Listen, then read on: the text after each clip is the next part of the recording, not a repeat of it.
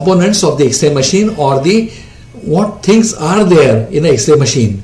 Now we'll see one by one. Now primary component of X-ray machine are, there is X-ray tube, then there is power supply, then X-ray tube is positioned within the tube. So X-ray tube, that is a glass tube within the outer metallic housing, along with some component of the power supply. All these details are covered in some other lectures. Now X-ray tube we'll see grossly. It is composed of a cathode and anode situated with evacuated glass envelope or a tube. Why evacuated? If there is a gas, it will oxidize the heated part, or the fast moving electron will collide against it and reduce their speed. So it has to be evacuated. Then electron emitted from cathode to target the anode are produced. They produce the X-rays. So there has to be production of electron. There has to be acceleration of them. Then there has to be a deceleration, that they have to hit with something and they have to get converted into the X-ray or a pocket of energy, that is photon.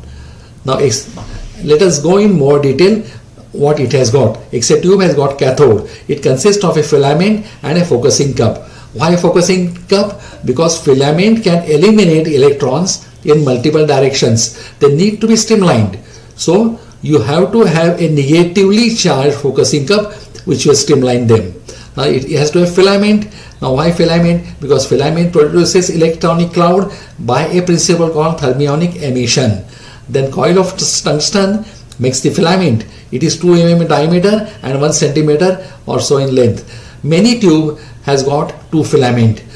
Because we need sharp images, we use a different filament, and if there is a heavy exposures like lumbar spine angiographies, we have to use a larger focus. So smaller focus basically works for a sharper image but at low MA, and a larger focus works for the angiographies, large heavy radiographs where more exposure is required. Then it is mounted on a strip of wires. The filament is mounted on the mounted on 2 stiff wires. Then it has to be heated. Heating is for thermionic emission, which causes an electronic cloud around it. So to get more and more electron, the tube has to be supplied with electricity, which will heat up and produce free electrons. Now these emitted electrons at a rate proportional to the temperature of filament. So more the temperature, more will be the electron, or larger will be electronic cloud. Now negatively charged concave reflector made of molybdenum, then parabolic shape it has got. We are talking of a focusing tube. Why focusing tube? The electron should not move in all directions here and there. They have to get streamlined at a perfect target. So we have got a focusing cup which is negatively charged. The electrons are also negatively charged, so they will get away from each other and see that they are streamlined in the center in a narrow beam.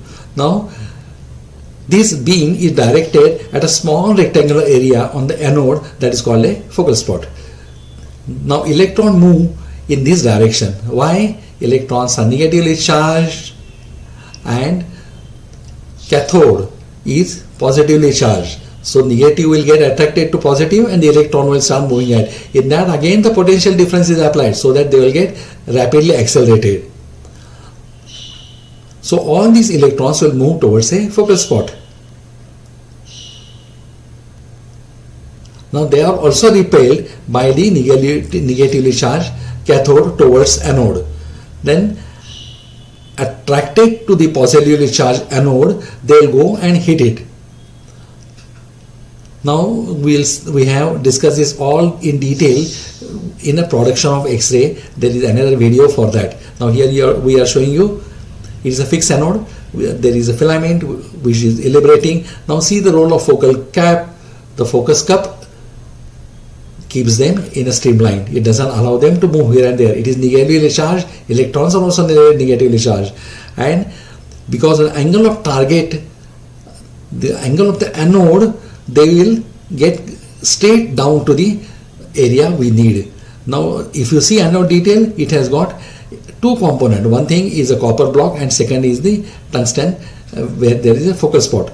Now X-ray tube, again to recapitulate, let us see it again. It's evacuated to prevent collision of the fast moving electrons with gas molecule and significantly reduces their speed. So because it is evacuated, there is no such thing occurring in the tube. It prevents oxidation or burnout of the filament. That is a two role why it is evacuated, why there is no air inside. Now this is a stationary anode. It is consisting of tungsten as a target embedded in a copper stem. Tungsten we have discussed high melting point. Copper we have discussed is high dissipation of heat. It is excellent combination. Then it converts the kinetic energy of colliding electrons into the X-ray photons. How? Because of the rapid deceleration.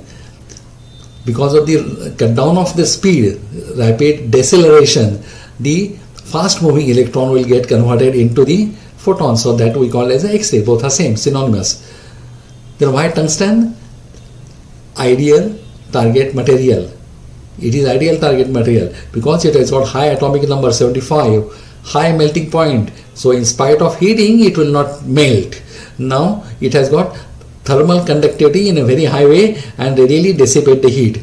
So whatever heat get generated at one spot, it will be immediately passed to the adjacent side. And low vapor pressure at a working temperature that is maintained by the vacuum. So these are the things which we are repeatedly telling and reviving. Now stationary anode has got copper stem. Why copper stem? Because 99% of the electrons when they get converted into